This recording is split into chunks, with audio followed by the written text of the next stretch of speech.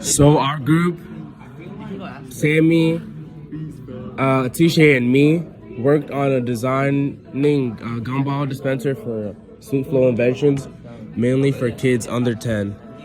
At CLS-1, we focused on what was actually wrong with most candy dispensers. A lot of them don't give the same amount of candy each time.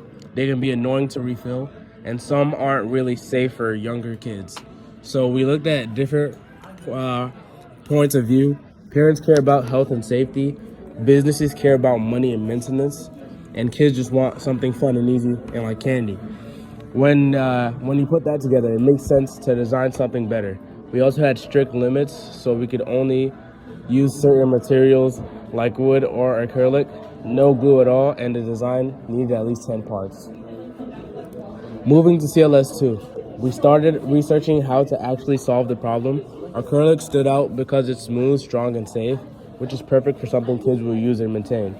Then we looked at different dispensing systems like push levers and rotating wheels.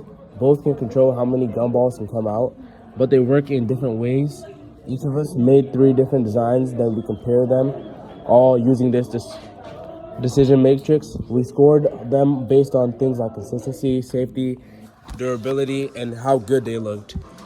After all that, Sammy's rotating wheel design came out on top, so that's what we chose.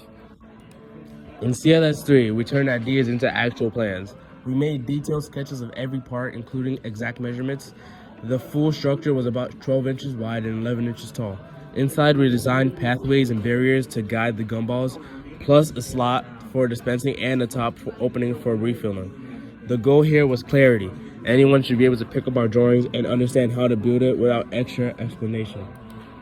Then in CLS4, we brought the design into a digital environment using Onshape. From there, we tested it in a physics simulation by applying gravity in the system so we could observe how the gumballs realistically move throughout this dispenser. This step was important because it allowed us to validate the functionality of our internal geometry before building anything physically.